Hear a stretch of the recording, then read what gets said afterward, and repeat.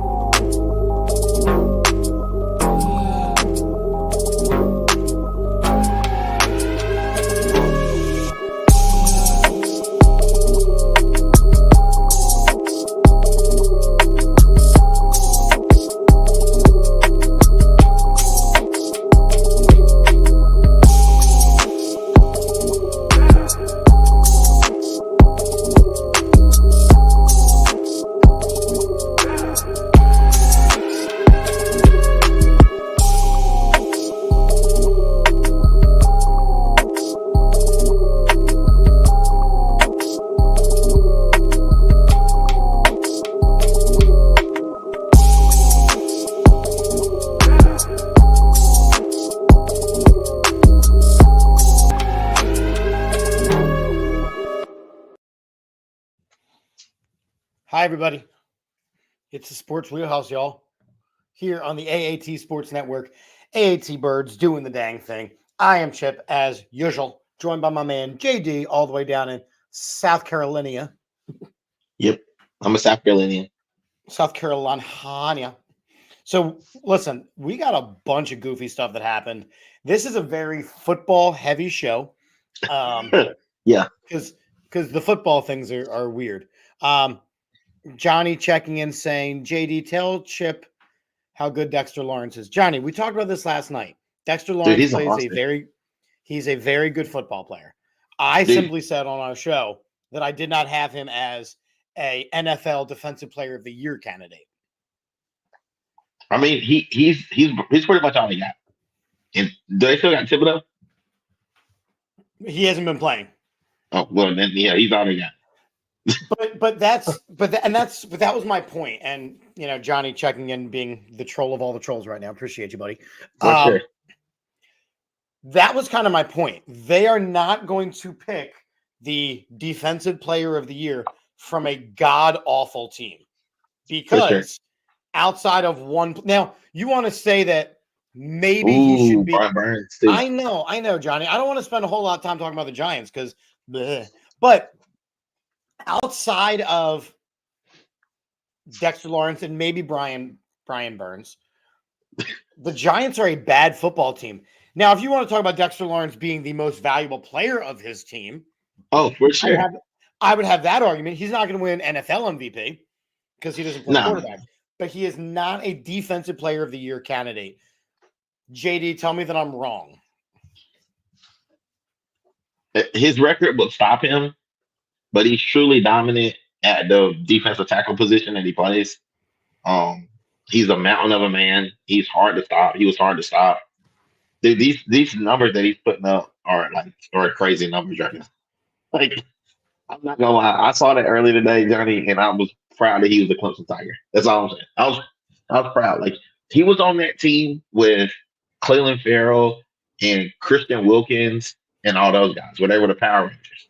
So he's one of the better defensive tackles in the league. So I just don't know if you can win it. I just don't know if you can win that award at that position. Defensive ends, linebackers, and corners normally win that award. So yeah, I mean, if you look at it, it's edge rushers. It's the Myles Garretts, the Bosas, the Watts. Those are the guys that win it. Sure. There is something very powerful about blowing up the center of a line, which makes Dexter Lawrence a very impressive specimen. It makes me wish that our D tackles would do similar things. Well, I'm gonna be honest. Like, I'm not saying that they won't. They just haven't yet. Your defensive tackles are really, really young still. Yeah. Dexter Lawrence has been in the league at least 5 years. So, right, dude, we got a lot of comments on there. I like this. Well, and what's really funny? So obviously Adam and Johnny, are the peoples.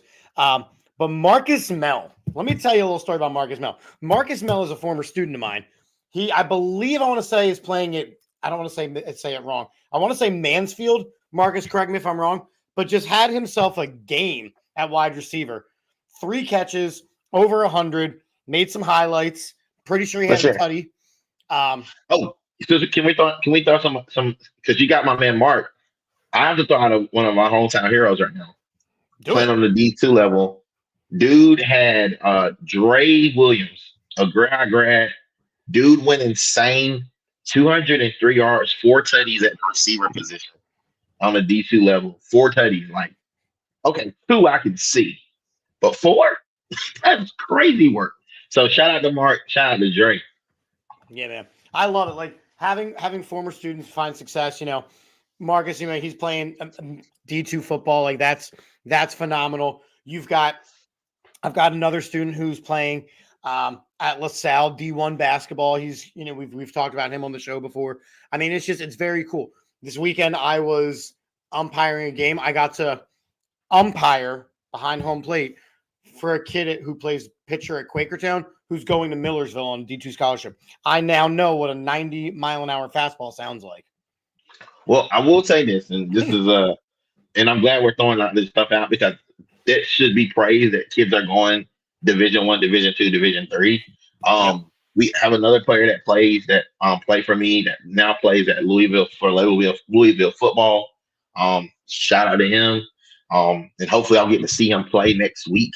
Lord willing, he's there playing Clemson. He's playing at Louisville, so Lord willing, I'll get to see him this weekend. So I'm really truly blessed uh, to be able to say I know a lot of these kids, man. It's dope.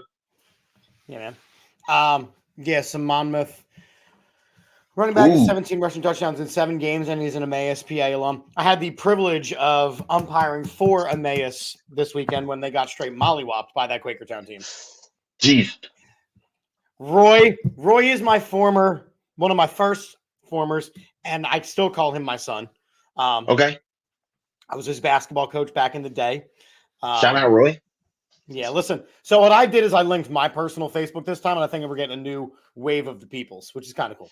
But That is for pretty cool. those of you who are just watching, we do this as much as possible, but every Monday night. It's called the Sports Wheelhouse because we have this week. Will. So JD and I are going to give it a spin and see what we're going to chat about for the next few minutes. Keep the comments rolling in. We're going to rock and roll with this. Oh yes. So our first topic is the JETS. Being the Jets. And in the words of Big Daddy, the movie with Adam Sandler, Yes. who are we rooting for? The goddamn New York Jets. The Jets. So the Jets made a splash move, which we kind of all knew was going to happen because Aaron Rodgers stomped his feet and he pouted a little bit and he got himself a Davante Adams. This is after Aaron Rodgers had stomped his feet, pounded a little bit, and got himself a head coach fired. Mm-hmm. They go out last night and they play. Well, they played downright terrible. Yeah. Yeah. I'd say so. There's not a lot of words for it. They played downright garbage. They looked like the dumpster fire that the Jets normally are. Adam saying the Jets trading for Davante Adams is similar to when the Nets traded for Garnett and Pierce. Hold on. Wait a minute. Put that back up. Yes, sir. I would say that that's a similar thing, but they're going to have true regression from Garrett Wilson. He is truly regressing. Him and Aaron Rodgers are not doing well together. This experiment is not working out. And to be honest, I think I'm sticking with Garrett Wilson over Aaron Rodgers because he's way younger. But I don't know. I'm not down with this Aaron Rodgers experiment. Like this thing has been a complete failure. If I must say so myself. What I think is most interesting is they make this trade. We know that Garrett Wilson is supposed to be the future of the New York Jets. I mean, this guy has been studly. Yeah, he made Zach Wilson look good for 5.5 minutes, right? Mm-hmm. As soon as the Davante trade happens, there is conversation about, well, we're right before the trade deadline. Can we trade Garrett Wilson and get something for him? There was actual conversation about this, and that is stupid. And the other thing that I have an issue with, you can make a killing off of the guy. But we're going to talk about this a little bit later with the Steelers, but I got something for them. But my issue with this is Aaron Rodgers has 2 seasons left maximum. Max. Maximum. So what you're going to end up having is a overload of wide receivers and nobody to throw the ball to them. I'm not saying you're wrong, and I'm gonna go ahead and I'm gonna not only see that, but I will raise you. He's gonna end up doing what Ben Roethlisberger did to us, and we're just recovering from it. Like holding on to players too long, trying to add people around him that really won't help in the long run. Garrett Wilson could really truly do something, but if he has this regression where they stop throwing him the ball because all he wants to do is target the Packers, Lazard, and target Devontae Yeah. Adams, like he's turned this place into I mean, we saw the same thing with Cobb. You know what this is? You know what? And I'm thinking back to Adam's comment. No, the Knicks. No, I'm going to do you one better. Oh, I know where you're going. I know where you're going. This is the equivalent of Daryl Morey making the Houston Rockets. Philadelphia 70 Rockets. Yep, the 76 Rockets. Yep. That's what just an older, more broken down version of it. That's what this is. I will agree to that. Yeah. And that didn't work. So no. In Australian, no, it didn't. And if Cobb hadn't retired, he would have still been there. And you know what? He was one of those sneaky guys that I kind of kept on my back burner in fantasy because as long as he was playing with Aaron Rodgers, he was good for a decent game every now and then when you needed it. Yeah, or if you just had everybody in bye. Right, exactly. If everybody's out, everybody's got a bye week, everybody's hurt. Right. And Johnny's saying here, like, doesn't care how many playmakers you have if you don't have a good offensive line, you're effed, which is true because look at the New York Giants. They have a horrific offensive line, and they have one playmaker in Malik Neighbors. Yeah. And they have everybody else crap. The Jets on paper, and I keep using this phrase so much this season because that's a lot of what the Eagles were really dominant on paper. The Jets on paper have, and it's not an altar boy, it's a jersey, you dinkus. That's a Listen, good I wasn't gonna say. I don't disagree with you. All right, fine. You know what? Well, first time on the Sports Wheelhouse, we'll have a live strip show. Oh no, we're going to get canceled. Like, please, guys, turn away. I'm done. I just didn't change from school today. Yeah, I just didn't change from school today. This is from Jesus. I don't even know. A while ago. What was the last time you were in 2004. This is a 20-year-old shirt. This is a 2-decade-old shirt. Some of the students watching this ain't even that old. But it's really interesting because the Jets on paper had a lot of weapons. You know, you have Aaron Rodgers who had something to prove this year. You have Garrett Wilson. You have Breece Hall. You've got Sauce Gardner. Like, you've got some really stud-like players. And I think Robert Saleh was the coach for the Jets. He's not the coach for Aaron Rodgers. He's not the coach for Aaron Rodgers. And again, what they're doing is they are establishing a culture for the next year and a half and then having to start from scratch again.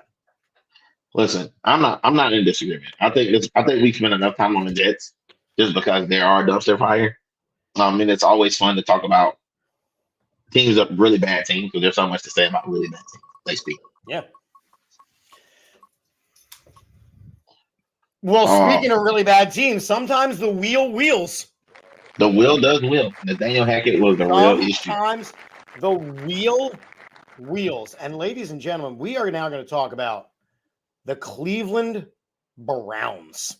The Browners. Can we throw up Max comment? Yes, because he's saying Nathaniel Hackett was the real problem. And I mean, I could see what he's saying. I'm not saying he's wrong. Like, I would never say he was wrong because there's a lot of things wrong with him. He's one of issues, but there's a lot of stuff wrong with those dudes. What was most interesting to me is they took away the play calling from Nathaniel Hackett. They did not make Nathaniel Hackett the interim head coach. So they are definitely trying to preserve the optics a little bit of all the BS that Aaron Rodgers is doing. Thanks. But I don't disagree with Adam here that it is indeed a Nathaniel Hackett issue, but it is more an Aaron Rodgers being allowed to stomp his feet and get away with things issue, in my opinion. Who's their backup? The Jets backup quarterback? Yeah. And the fact that we don't know is the real problem. I mean, I typed in I was just curious. Tyrod Taylor. That's what I thought it was, actually. Exactly. So, Mr. Tyrod. Journeyman himself. Tyrod is on the board with Johnny. Yeah. Yeah. Yeah. Josh Johnson and Tyrod trying to collect jerseys from every franchise. He might do it. He might end up Josh doing Johnson still might. Josh Johnson might absolutely still do it. All right. We said, though, we're going to talk about the Browns. And I wrote that the Browns be the worst. So let's break down what has happened in Cleveland over the last 24 hours. Yes, Johnny, we know you know colleges. We're very proud of you for that. Oh, he knows their name. They still got a team. Okay. Yeah. So over the last 24 hours, the Cleveland Browns, who might be the worst team in football, trot out a quarterback who arguably has been playing like the worst quarterback in football in Deshaun Watson. And as we said on last week's show, the only reason why Deshaun Watson is still playing quarterback for the Cleveland Browns is because of the massive contract that they signed him to and everything they gave up for him. They had to win this deal. You would agree to that point, yes? They were a bad team before, but yes. They were a bad team before, but he doesn't help them, right? No one can help them. So, yes, I agree. Well, we're about to find out if someone can help them, because what ends up happening is he takes the field yesterday. They boo the living crap out of him at a home game before even anything happens. Then a very noticeable injury. We all saw it live on TV because now we know what to watch for with the Achilles. His Achilles pops right out of his damn sock. Yep. Right? I mean, everybody knew right then and there. And then it got weird in Cleveland. Real weird. It got real weird because, number one, the home fans start chanting and applauding that he's hurt. Pretty weird. If it had happened in Philadelphia, we would never hear the end of it. That would go right up there with Santa Claus. And then it gets weirder. Jameis Winston? Myles Garrett. Oh, yeah.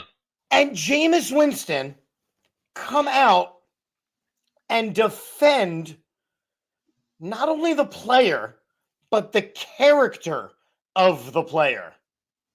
Okay. And this is why I'm going to step in, because I feel like I really need to say this. I haven't had a chance to say it because I thought to. You got to remember, these guys are in the locker room with this guy. Yep. You know what I'm saying? And if you go back to when he was with Houston, he used to buy things for the staff. He bought the staff a house, I'm pretty sure. And until all this allegation stuff, which we still, dude has never been convicted of. The court of law. All right, in a court of law, sure. But when you have 20, you have 20 arguments raised against you. You have 20 lawsuits raised against you. 20 lawsuit settlements. You saw. I mean, there is guilt. Okay. So yes, maybe they didn't prove it, but there is guilt. I think he may be a freak. Let's just throw it out there. He may be freaky, but there's levels to freaky. I think there's Diddy is the top. I think Diddy's the top level of freaky, right? That's just, he's unethical. He's doing things like raping and the trafficking and whatnot. He's doing it. And I think Deshaun Watson may be a perv. And there's no real laws against being a perv. You shouldn't be a perv. Don't be a perv. Don't be perving. But he's a perv. And if he is a perv, then that's not technically illegal. And last comment, they're talking about his character in the building. In the building, in the facility that he works in with his teammates every day, he prepares. He works hard. Anyone that's ever talked about just football for him has always said he's been a great football player. And his character to his teammates may be different. They see him more often than any of us see him. They practice 6 days a week. Yes. In the Brutus, man, the cheer that he got hurt is crazy, Tom. That's crazy because I remember when Troy Aikman got hurt at the Vet. I remember when Michael Irvin got hurt and ended his career at the Vet. Eagles fans booed. right? Or sorry, Eagles fans cheered, right? Because they didn't know the severity of the injury. Fine. But that also ties into the Eagles v. Cowboys dynamic. So you can't hold Right. it all the way there, right? For your own crowd Yep. to boo you off the field with your ruptured Achilles is crazy. Yep. And Adam coming in hot, right? Adam saying Cleveland's owners are the worst owners in sports, way too controlling and wouldn't let the coach and GMs operate. Yep. And then there's this. It would actually have been worse if Winston and Garrett would badmouth Watson. But that's not what I'm saying. They went after the fans. They should have. Listen, I think it's that fine line. Chip, I'm gonna be honest. You don't cheer for a guy getting injured, no matter if you want him gone or not. It's terrible. I agree. It was a bad look. It was an awful look. So to reprimand the fans is not bad. It's like we just talked about last week with Nick Sirianni. Like drawing back at the fans, like the fans are entitled. Like the Browns fans don't. The Browns fans have literally never won anything. Yeah, I mean they've won back in Jim Brown. And to be honest, if I'm throwing it out there, Jim Brown is now being called a super perv. Like from the Playboy days. But yet they still behold him as the greatest thing since sliced bread. And no disrespect to Jim Brown, but if we're taking these things seriously, these allegations about Bill Cosby and everybody else, they say Jim Brown might have been one of the worst ones. So you can't be slandering Jim Brown when his greatest role ever was Mars Attacks. Yeah, but he was also part of the civil rights and all that. So I'll give him that. Okay, cool, whatever. Yeah. That's the thing. Like I don't want a revisionist history, all this stuff, right? It happened in the time. It wasn't dealt with at the time. Fine. The Deshaun Watson thing was dealt with at the time. Agreed, though, that the fans had no business doing what they did. And the last part of this whole thing is the court of public opinion doesn't really, I mean, it matters, but it don't matter. Like, I mean, he's going to pay these people. I think he paid most of the people so it would go away so he could play football again, if I'm being completely honest. Maybe. But I think he should have had his day in court because the burden is on the prosecution to decide if a person is guilty or whatever, beyond a reasonable doubt. The court of public opinion is cool, but I think he's a perv, though. Like, I mean, he may be a perv, but I mean, it's a lot of pervy. I'll be honest. I don't really care any which way other than the fact. So let's take away all that stuff, right? And again, Adam's saying even LeBron, Mr. Cleveland himself, came in and said the fans were wrong. And again, I don't disagree that the fans were wrong for that. The only thing that I will say is if I am Deshaun Watson, right, you just had a very, very, very severe injury. They don't want you. Why? Retire. Oh, retire. Yes. Retire. Yeah, retire. Absolutely. Retire. They don't want you in Cleveland. They don't want you in Cleveland. You got the money already. There's no point in doing this rehab. Go to all the massage parlors you want at this point. There is no point. There is no point in him coming back. It is different than the Aaron Rodgers injury because Aaron Rodgers had something to prove in New York because he had just signed the deal there. Deshaun Watson has shown that he is not going to be successful in Cleveland. Not in Cleveland. Now, let's say this. Now, let's say they waive him. They let him go wherever he wants to go. And he rehabs and resurges himself as a great quarterback. That could possibly happen as well. Maybe the time away with the injury, him dealing with all his legal issues, maybe it revitalizes him. And maybe he goes to a team that actually has an opportunity in an offensive line or whatever. Like, I think that's all. It's more than the offensive line. You need a structure. You know They what I have mean? no Like, structure. you need, I think, like for me, that's why Michael Vick's return went so well because he went to an organization that was like, we're going to make you a better man right now. Yeah. They took a chance on it.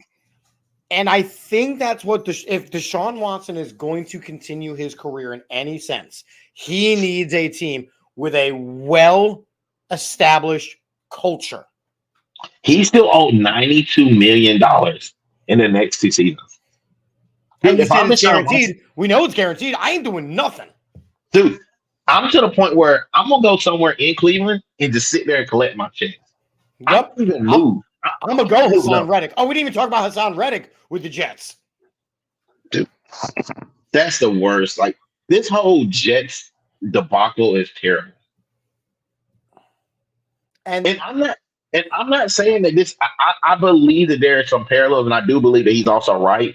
I don't believe we've seen if Deshaun Watson can play at a high level because he doesn't really have any real weapon. I think the problem is Cleveland. Like if I'm being completely honest, Amari Cooper leaves, he catches a touchdown right away. Baker Mayfield right leaves away. Cleveland. Baker Mayfield leaves Cleveland. He's doing awesome now. He might be one of the premier guys in the league right now at I quarterback. mean, he just got Mike Evans killed, but Mike Evans was already half dead at that point. I love this comment. Adam says, I lived in Cleveland for 4 years. $92 can get you a lot, let alone 92 million. But there's only so many times you can go to Cedar Point and the Rock and Roll Museum. Yes, the play Cleveland's where people go to die. Yeah. Well, And if they don't die, they go get massages. Sorry. I'm sorry. I was bad. I'm sorry. Please forgive me. Speaking of people who are going to die.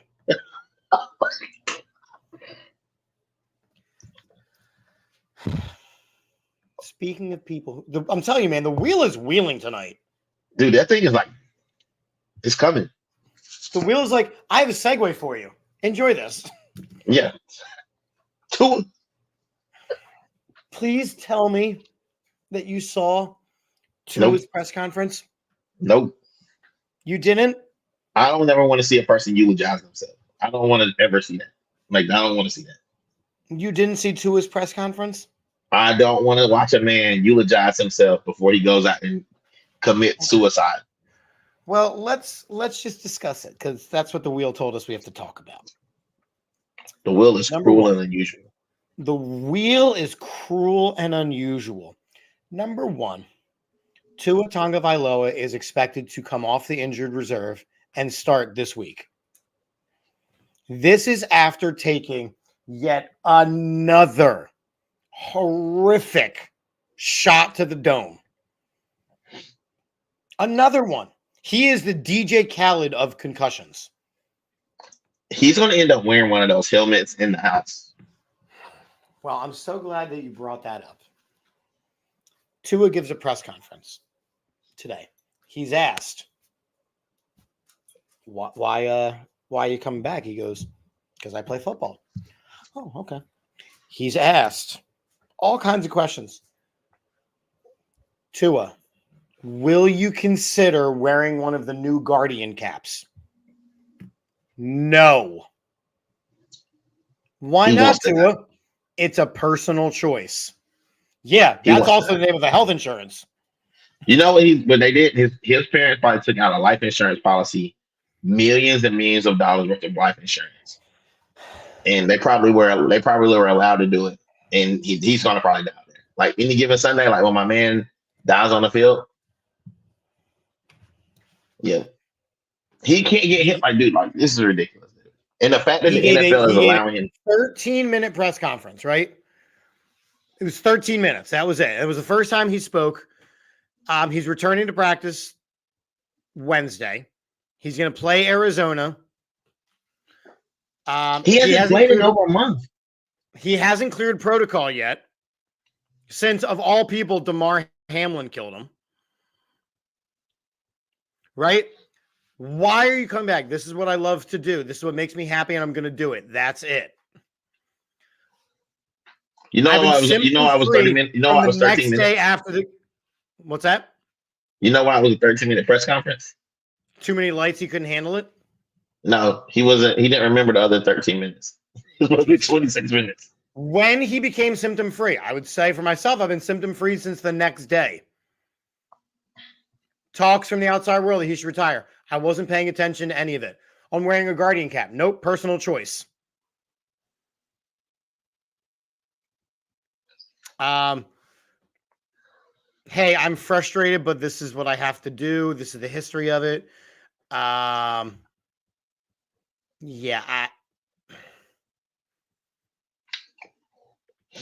Here you go. Here's the best one, right? On what he would say to those who are worried that you might get hurt. Again, Quote, I appreciate your concern. I really do. I love this game, and I love it to the death of me. That's it.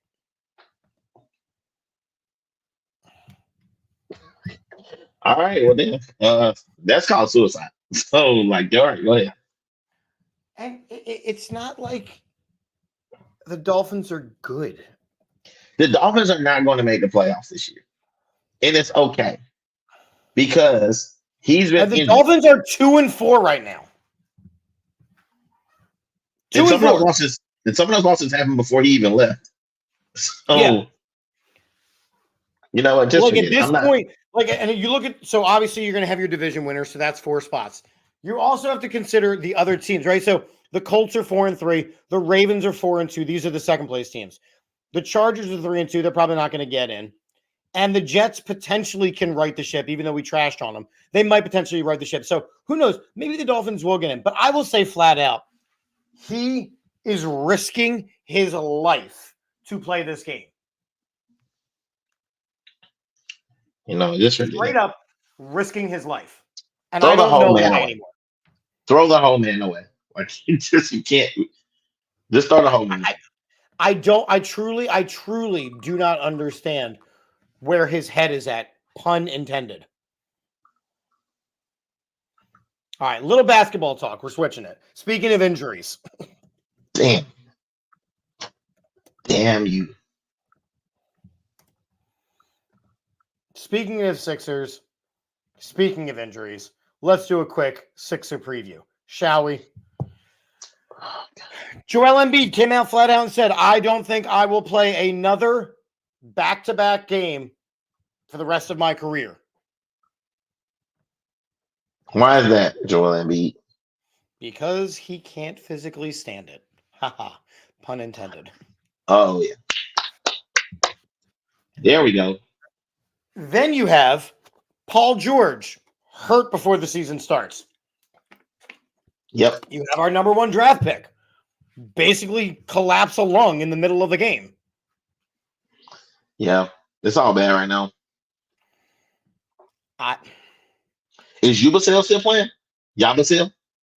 the French dude, Yeah. yeah, he's going to play a lot. Him and Drummond are going to be the 5 and 4. Hey, let's see what we can do with it. That's still a I'm good not mad spot. about it. I'm not mad about it. You still got Maxi. You do still have Maxi, but Maxi, as we discovered last year, cannot be the entire team for a whole season. That is a team built around Joel Embiid. He's got to be on the court. So He will be. in one sense, I like the idea of him not playing the back and backs because it does prolong him. We remove the conversation about the MVP right away because you just look. You already won one. Now you got to go out and win a championship, which means you got to be healthy come playoff time. It's the whole Tatum thing. And you got to go win one because if not, they're going to go leave you alone. You have to go win one. But I look at this team, and most importantly, I look at the strength of the Eastern Conference right now. In my opinion, the Eastern Conference is the stronger conference right now. I would say so. Right? I'd say so. Because if you look at it, number one, everybody's kind of flocking over to the East. LeBron is not the same threat that he used to be, where no matter which team he played for, he was going to be in the finals, East or West. Right? I mean, in year 23 or whatever year he's on, like, of course he's not as dominant. And he's got his son playing with him. No, and that's the thing. So I think that when you look top to bottom on the East versus the West, I think the East is the tougher division. Now, the Sixers obviously are one of the 8 best teams. I don't know where they fit in if the trajectory of the season continues to be, we cannot get our guys on the court. I mean, at some point, you'll have to look at the longevity and the best ability, availability. I mean, but until then, I mean, you're good. Like you got something to build on. Like at least you got somewhere to go from here. You got somewhere to go up. Yeah. Like you can kind of, and you'll get to see early on what your bench can do because most of those guys will drop down to the bench as the season goes along.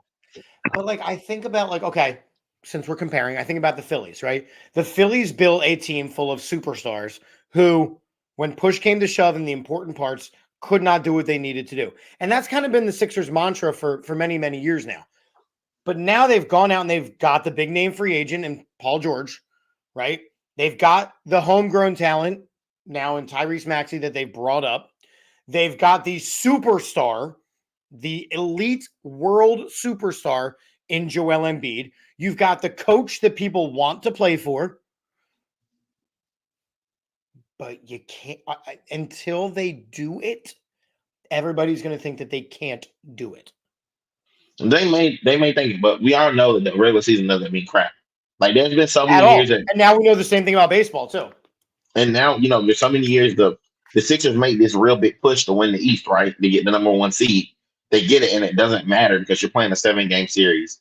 And if you do what you're supposed to do, you're not getting the 7 games anyway.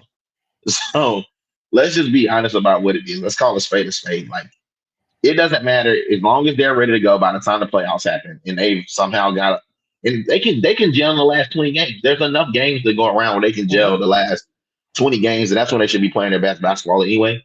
So all this pre-middle of the season tournament crap and none of that stuff matters. Let the Lakers win that shit every year. Let them win it.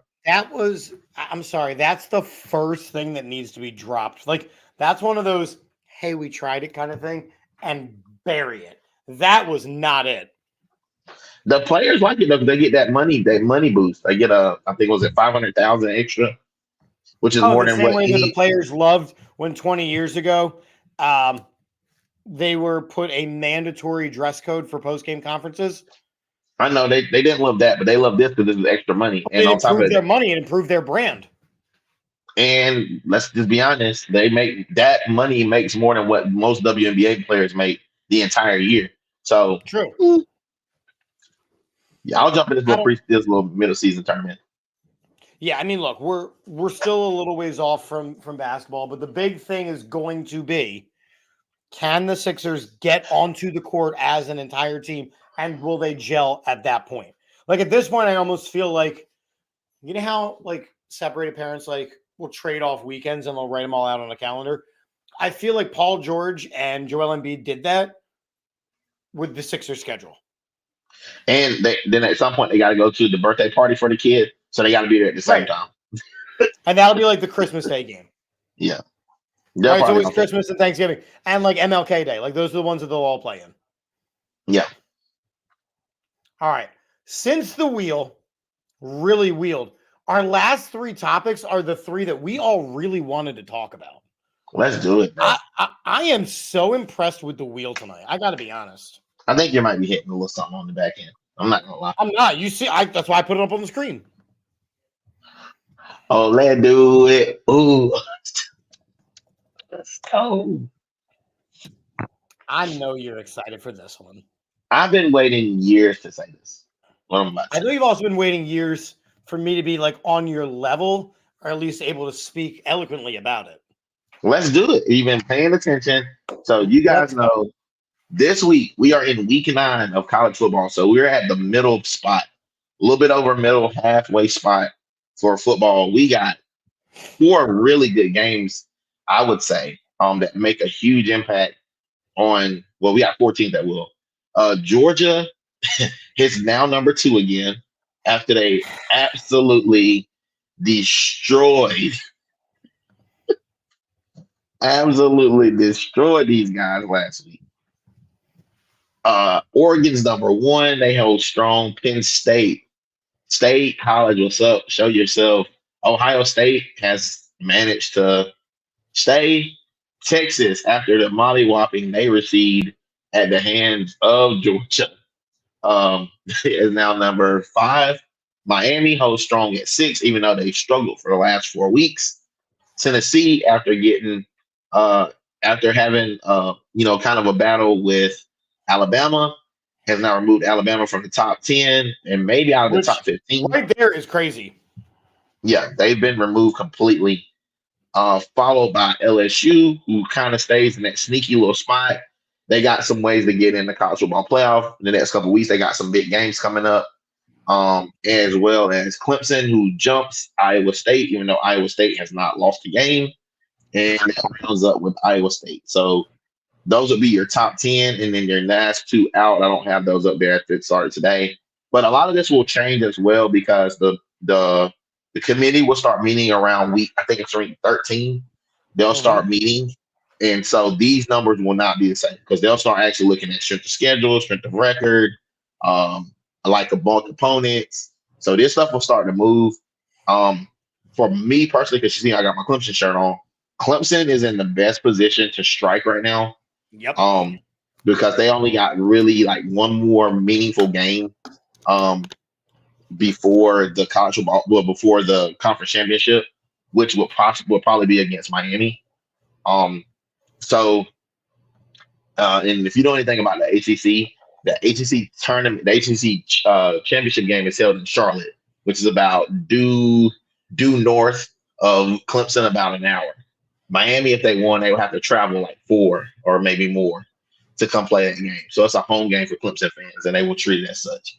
Um, the other one that I want you guys to pay attention to right here is watch Oregon, Hmm. because Oregon is in a weird spot as well because they don't necessarily have any more real tests for the rest of the year.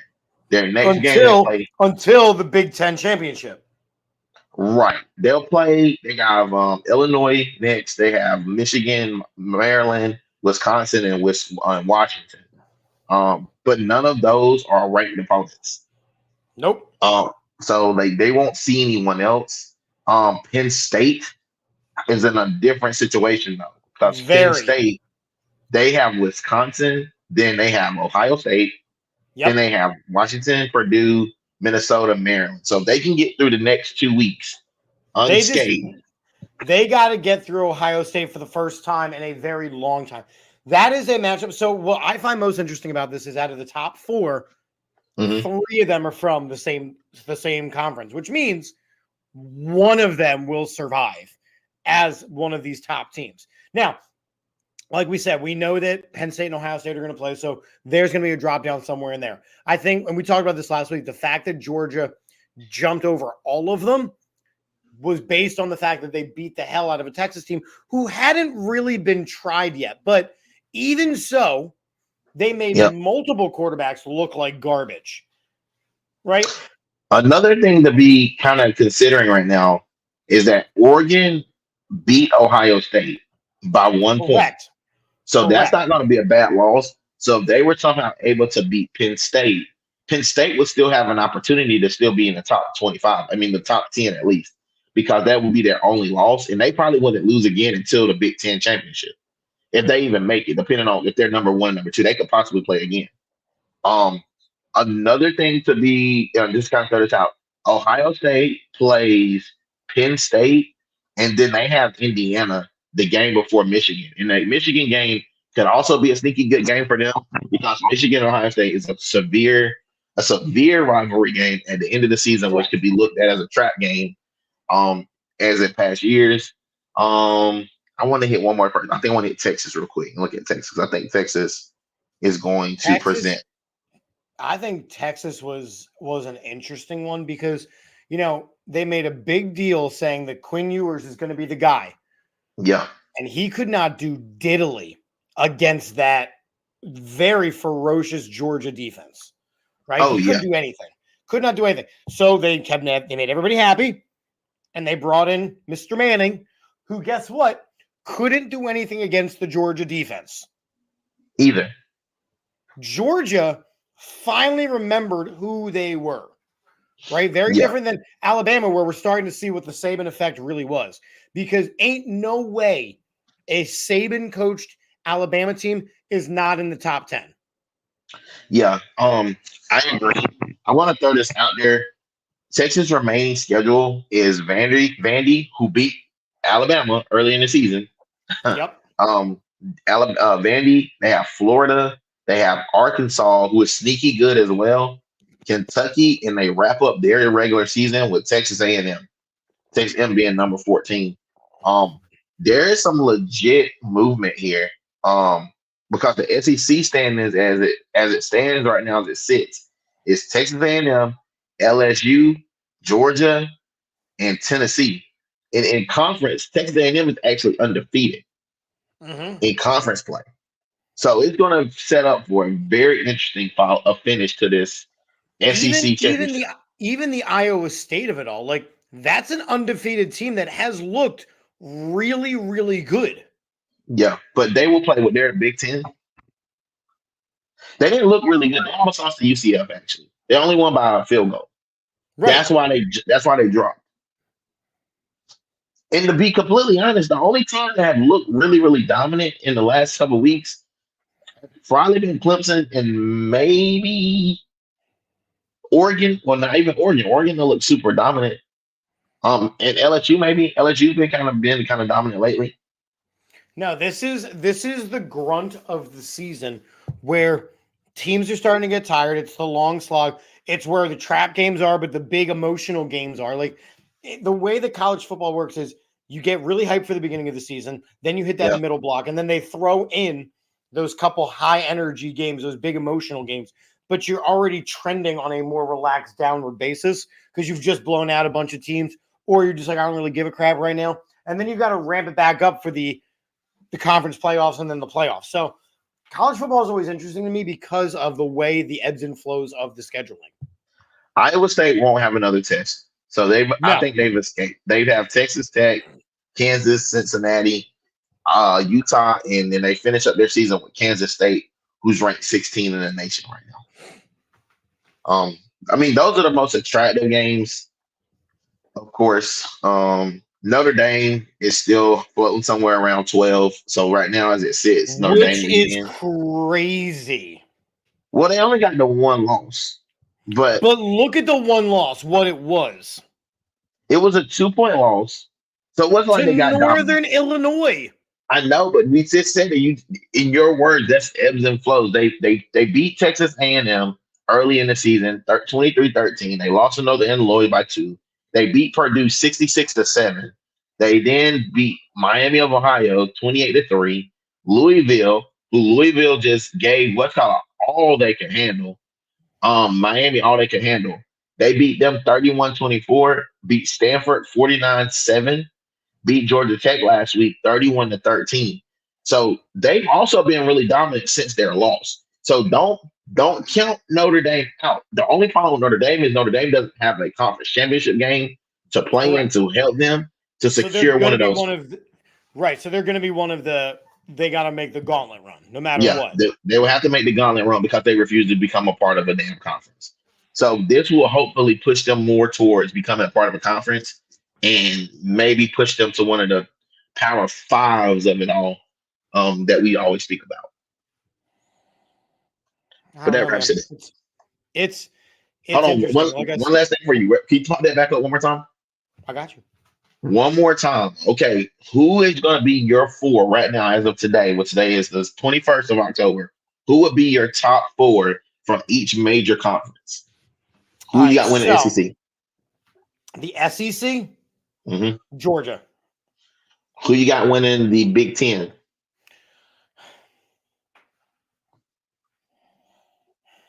Because you got 3. You got Oregon, Penn State, Yeah, Ohio State. I think Oregon ends up winning it simply because, like you said, they don't have another challenge until that Big Ten championship, whereas Penn State and Ohio State have to fight a little bit to get there. Okay. Who you got coming out of the ACC? You I taking got Miami? you. You gonna take Miami? Oh, No, I'm gonna say Clemson. dang!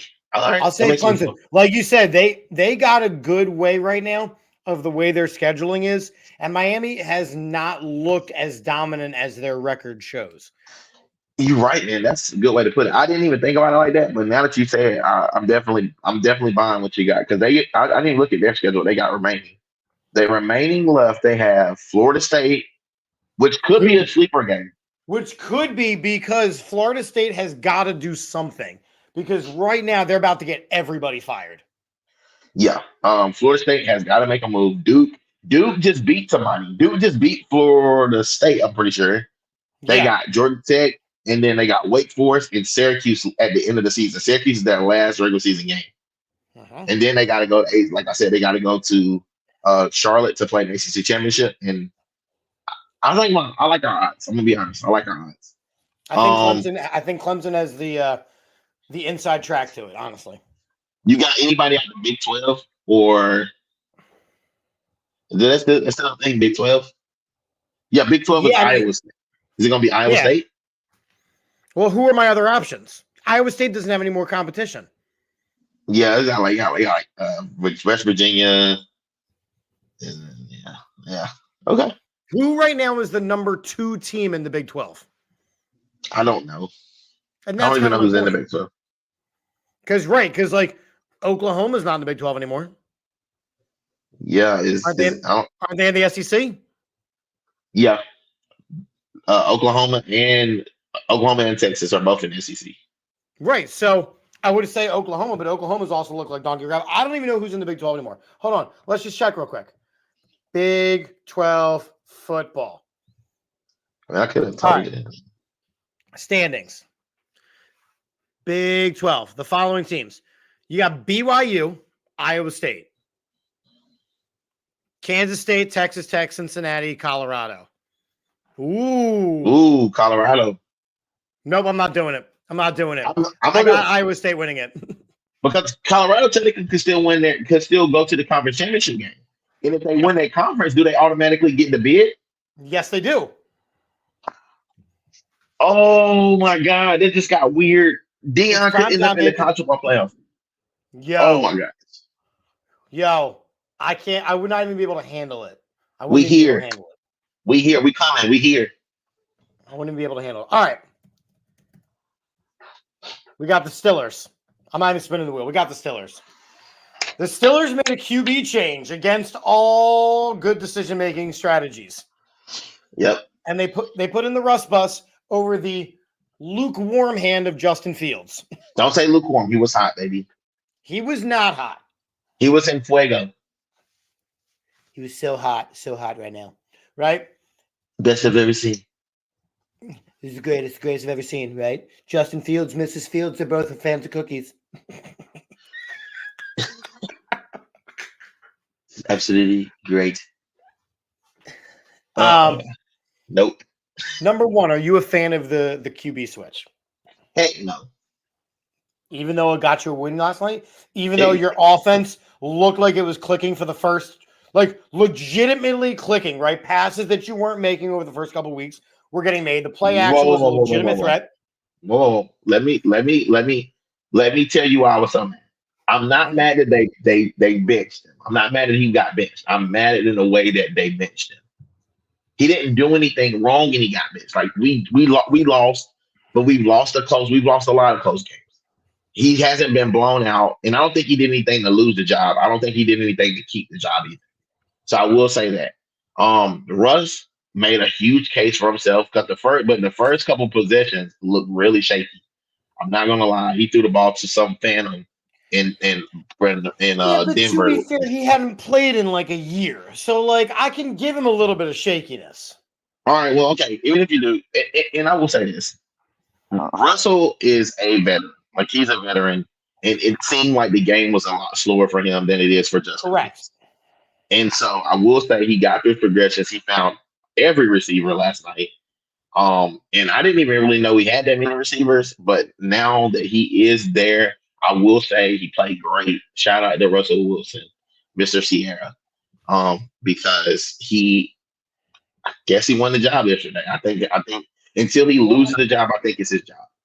Well, and I think that's what I mean. The broadcast was, slobbing the knob the whole time, saying things like, "Oh, well, they wanted to see sooner rather than later if they had anything in Russell Wilson because this team's going to make a Super Bowl run and blah, blah, blah, blah."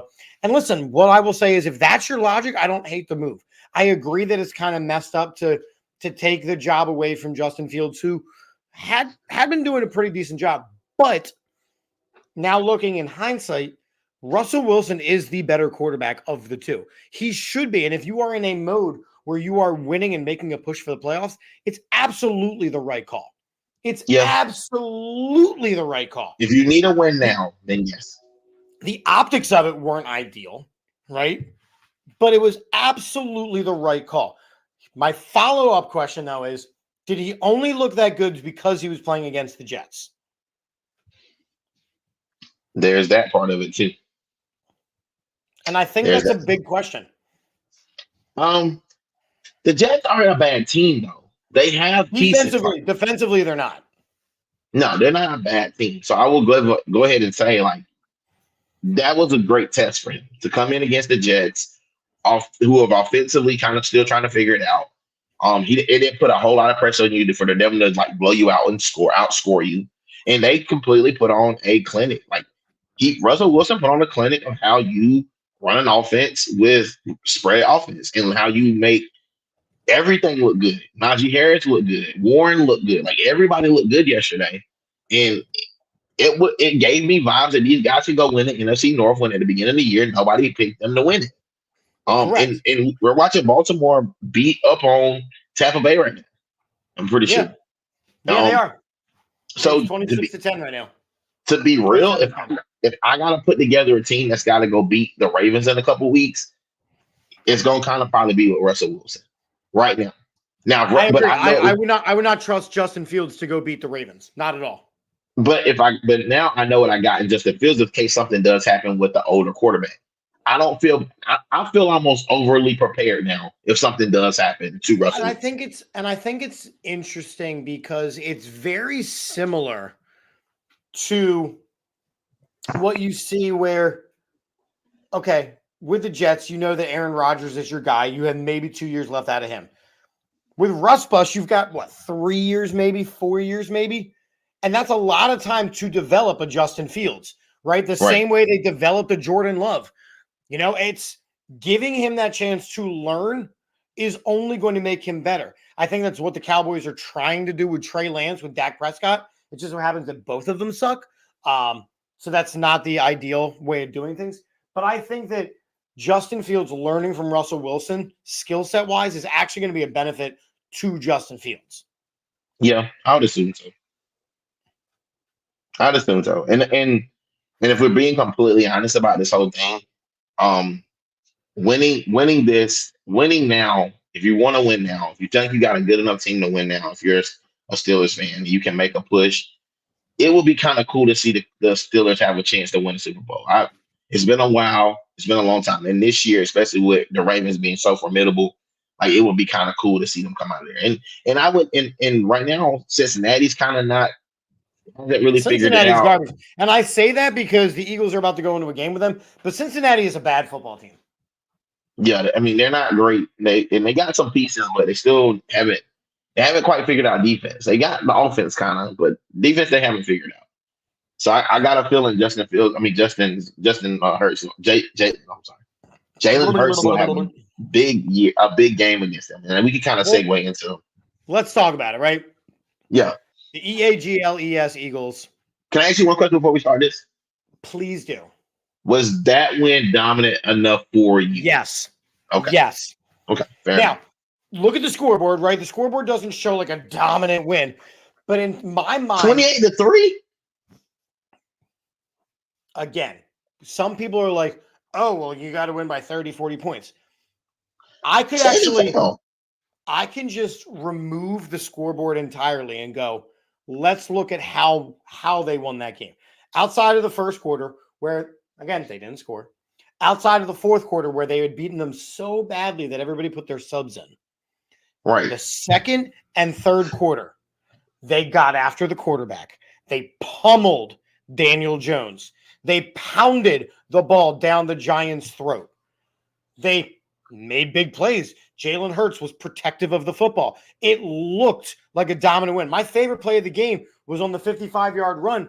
Not even the fact that Saquon Barkley had a 55-yard run. It's that Cam Jurgens looked like Jason Kelce getting out there and blowing up a dude as the lead blocker along the sideline. The Eagles dominated a bad football team yesterday. Like you're supposed to. Like you're supposed to. And that for me, so like what I said on the air last night with Johnny was this. The Eagles, for the first time in a calendar year, took an opponent at face value, said, we know how to beat this team. We're not going to outsmart ourselves, and we're just going to go smack up on them. Why? Because they're an NFL football team, and they didn't want to bring their A game. And we can't. Like, our guys are better than their guys, and it just is what it is. What worries me is that like you look at real quick, you look at the way that the Commanders, even with a backup quarterback, pummeled the Carolina Panthers yesterday. They're the worst team in football. But again, the Eagles had played the Browns and the Giants in the last 2 weeks. And yesterday was the first time that the Eagles kind of showed up, and they only did it in 2 quarters. Again, the first quarter they didn't, the fourth quarter they didn't have to. In those 2 quarters, they dominated. It shows me that if that's the team that the Eagles want to bring, they are a good football team. On a game where Devontae Smith had 1 catch for negative yardage. Right? That's fair. You won't see. Okay, so let's just be honest. Right now, as it sits, the Eagles are what, second in the NFC East? They are tied. They are tied for second. Yes, or not tied for second, but yes, they're tied for first, but they're the second team. So I'm gonna be honest. I didn't see the Commanders. I never thought to myself, Commanders are going to win the NFC. That never dawned on me. It never hit me before the season. I don't think anyone saw that coming. So I thought the Eagles would run away with the East because of the way that the team looked on paper. Like I continue to say that phrase, on paper. But I thought the Commanders would make the playoffs. I thought the addition of Jaden Daniels was gigantic. I thought the addition of Zach Ertz was huge because you got to get a rookie quarterback, a good to great tight end. I thought the addition of Austin Eckler to complement Brian Robinson was brilliant. And I thought the hiring of Dan Quinn and removing of Ron Rivera was everything. Combine that with what you already had with Terry McLaurin. The Commanders were a good football team. I thought good enough to make the playoffs. I did not have them doing all this. I'm going to be honest. The next 2 weeks are going to be astronomical for both the Eagles and Commanders. Commanders might be without Jaden Daniels. They may have to go into it with Marcus Mariota. Yeah, they may have to come in with Marcus Mariota. They will see the next 2 games for the Eagles are Bengals and Jaguars, who are also 2 really bad teams. And then they see the Jaguars game is so bad. Listen, the Bengals game is so bad. They went from 4 o'clock. They were like, no, we don't want more people to see this. We're going to move it to 1 o'clock. The Jaguars are so bad. That was the Sunday night matchup, the return of Doug. They went Australian, narrow. We're going to move it to 4 o'clock and get it off of our Sunday night football. That's how bad those 2 football teams are. So their next 3 games are not only winnable, but they should be big wins going into the Commanders the 4 weeks away. And that one's a home game. So they'll be playing them at the Link. Commanders will now have, if I'm not mistaken, I'm looking at their schedule now. The Commanders' next 4 are going to be Bears, with the Bears are kind of hot. They have the New York Jets, and then they have to come to the Steelers before they go to you guys. So it is going to be tough sledding the next few weeks for the Commanders, and that's why I don't think they're going to end up winning the NFC East, just because they're going to get banged up in this little stretch right here, because then they have Eagles, then Cowboys. Yeah, the Cowboys, I'm sorry, like, whatever. Well, it's still a division game, so the division games seem to matter more. True. So to prepare after you display the Eagles and probably put all your energy in the Eagles. Yeah, who on your Steelers is tackling Derrick Henry, who just broke off an 80-some yard run? Oh, he just broke off that. I needed that for fantasy. Thank you. He just broke off like an 80-yard run. That was stupid. That is great for me. Bad for whoever I'm playing in fantasy. I would say you still got guys. You still got TJ Watt. I think TJ Watt. I know. I just wanted to share that with you. I don't think anyone's lining up for that job though. No, hey, I'll go. No, I volunteer as tribute. Like anybody is doing that. It's just ridiculous. He's bigger than an offensive lineman. But I do agree. I think that the Eagles, they made a move to the right path. Now, with that being said, there's still a lot that they need to clean up, right? We know that they've got to start actually getting turnovers. Once again, we did not win the turnover battle. Now, we didn't have any turnovers. We didn't get any turnovers, but we didn't win the turnover battle. Number one, I wasn't crazy about the 4th and 3 play call, the deep vertical route to AJ Brown. Now it worked, but I think that the creativity in the route trees needs to get better. I think having just your studly wide receivers just running straight and chucking up to them is not long-term successful. Get Jahan Dotson dragging across the middle. Get A.J. Brown in a quick slant. There are ways to get other guys open with 1-2 looks. I think they got to get more creative along that. But you have time against a couple, like you said, really bad football teams to put that together. Yeah, I mean sometimes it's less about who you play and when you play, and this will be a time to right the ship. They could do a lot of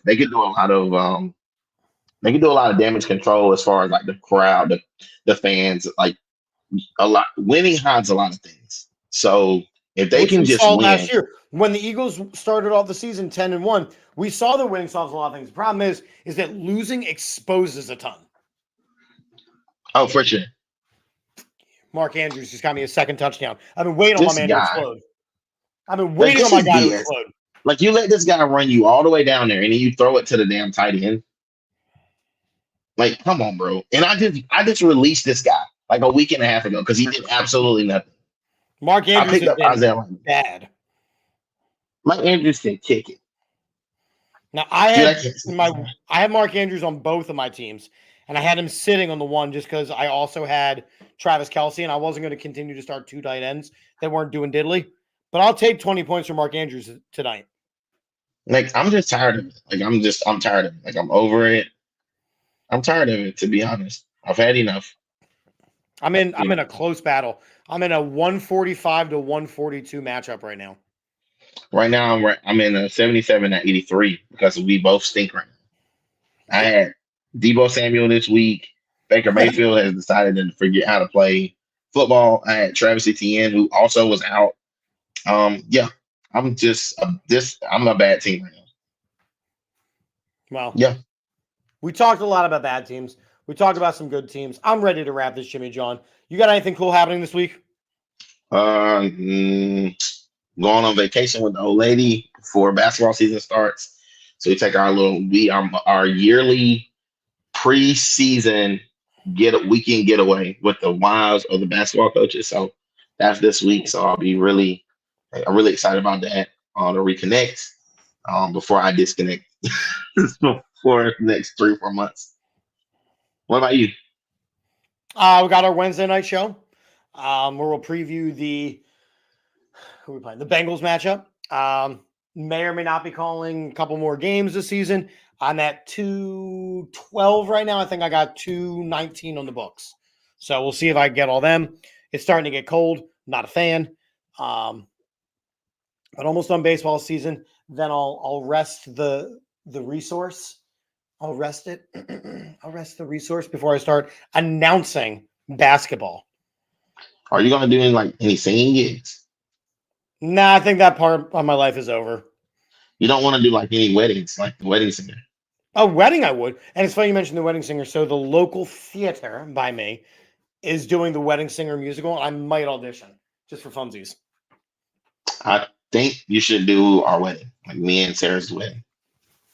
Okay. Just come on down. Okay. I mean, I'm going to be there anyway, so I might as well work it. I mean, technically we're already married, but we thought about doing something big because we never had that big wedding. So we thought about doing it. So if we need a wedding singer, we'll definitely hit you up. The wedding singer. Oh The God. wedding singer. I'm Chip. I'm good. And we out of this thing.